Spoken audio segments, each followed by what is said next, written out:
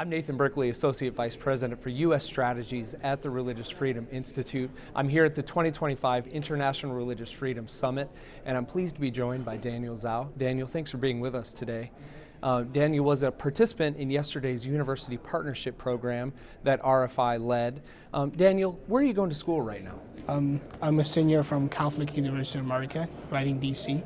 Excellent. Okay, so CUA, where I also went to school. Oh, really? Yes, I went to graduate school there, got a master's degree in world politics. So, but it's great to have you here. So Daniel, what are you studying right now at Catholic U?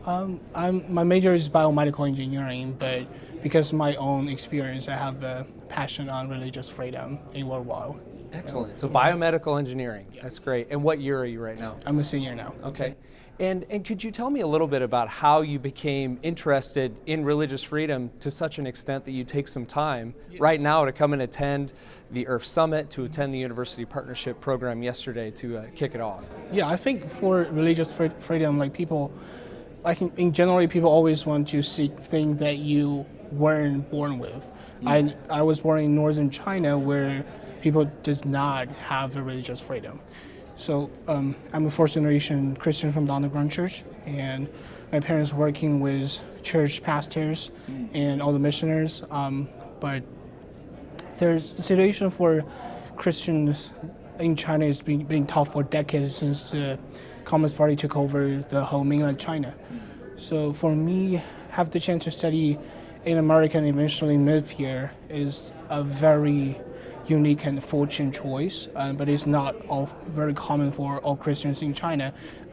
Born as a Chinese Christian, I feel like I have the availability, and I should be able to try my best to help my fellow Chinese Americans in China. So I actually dedicate all my free time after class, obviously because I'm majoring in biomedical engineering. I have too many classes right now, but all my free time, I use them to try to help somehow to make it progress on religious freedom in the world. Yeah. Can you share a little bit about the experiences of your church, your fellow Christians in China, and your parents at this time? Yeah.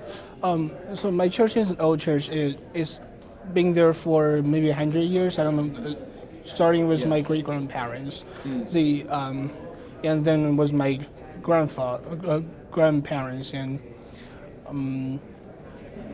the time was very tough back then. And after the Great Cultural Revolution, my grandparents finally had the chance to actually come back to church. They came back to church and they started. But right now, because the government, the people have a very tough time to actually have the fellowship time, to actually worship in a real church building. People call it house church because not because we all have a house, because we have to, doing Sunday worship or fellowship time in one of the members' place, maybe not a house, maybe an apartment, maybe a temporary building, maybe just on the street, and we have to hide our identity publicly. Like, I would never share that I am a Christian to my friends in high school proudly. I would say, oh, this is my personal stuff, please don't interrupt, or something like that.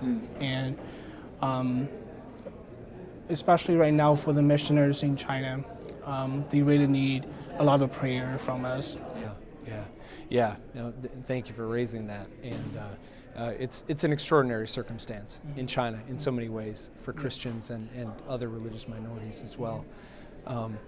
Shifting gears a little bit, could you tell us a little bit about your experiences at the University Partnership Program yesterday? Maybe what are some key takeaways from that program? What was that like? I really love to have this opportunity to make new friends who got a deep passion of the freedom of speech, freedom, the religious freedom, especially in America and international wise. And I think it's because I was focusing on China program during that day, and I got the chance to talk with governor officials who've been working on religious freedom for decades, and I learned from them. And I met students from all over the state, and they from maybe some university out of in the West Coast, or they from a university of maybe from my own university, and I met some grad students from Catholic. They're amazing, and having this kind of crowd actually make me feel very warm and like friendly, because I was thinking about this. I've never had a chance to probably talking about anything about religious freedom to such a group that's so friendly in China, and it's just impossible in China, and here in America we can just walk to the group of people, and I know they're the right group of people because we're here for the religious freedom, and they give their feedback, and we share information we have, and again this kind of friendship, and we can maybe in the future some of us gonna work for the religious freedom. Yeah. No, that's great. Thank you for sharing that. As you think about some of your fellow students, I want to kind of take a step back and get really into first principles, which is where RFI is often kind of thinking and reflecting and communicating. If you were to ask some of your fellow students, even at Catholic University, where I think there is an abundance of wonderful thinking on what religious freedom is, what religion is, and why it matters, what would they say if you asked them kind of what religion even means? What kinds of responses might they get? Because when it comes to religious freedom, the adjective religious really matters. What is this kind of freedom we're talking about? If you were to ask them, what is religion and religious freedom? What might they say, out of curiosity? Well, we're the Catholic University of America, so I think most of my friends there would say I have the freedom to go to my church, maybe Catholic church for the majority of them. But I think the key point of the religious freedom nowadays we need to know is not only we need to promote religious freedom in America, we need to protect it. Because even in America, because before I moved here, my whole imagination of America is this is a Christian country. I want to move there because I was born in a country with a anti-God government. I don't want to stay here. I couldn't take any leadership role just because my identity as a Christian.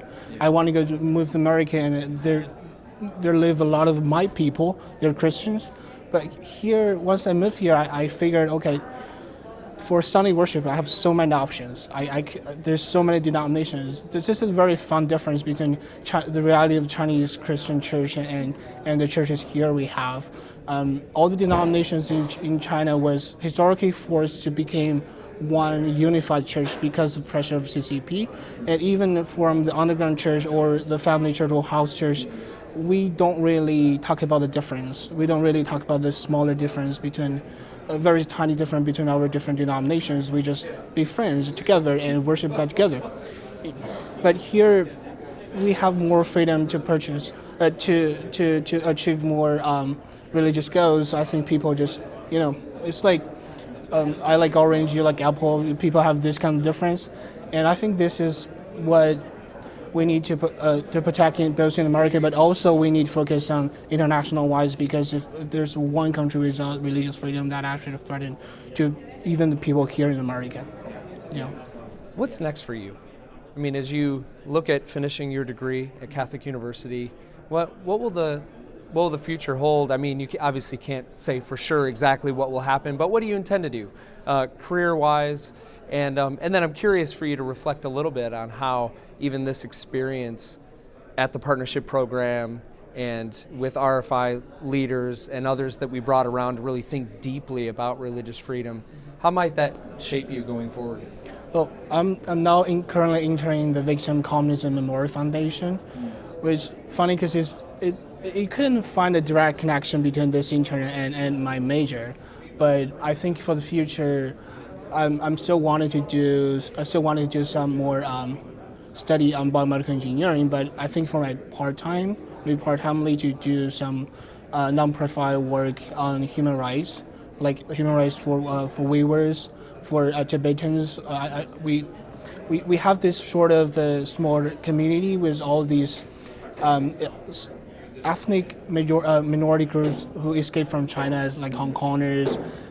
Obviously, Taiwanese are from Taiwan; they have their own country. But the Uyghurs, Han Chinese like me, but we're Christians, and we were they're Muslims. So we have this supportive community. We want to do something here to maybe being an ally with local Americans to help them to protect them, to educate them how the reality of communism is, what a country without religious freedom gonna look like. What if it's gonna happen here in the future? We need to educate our kids. We need to let them know that, hey, you need to appreciate that you live in America. This is a country with religious freedom, and we cannot let America be like China right now. Yeah. Yeah. Well, Daniel, thank you. Stay in touch with RFI. We appreciate your time today. All right, excellent. Thanks a lot. Appreciate it.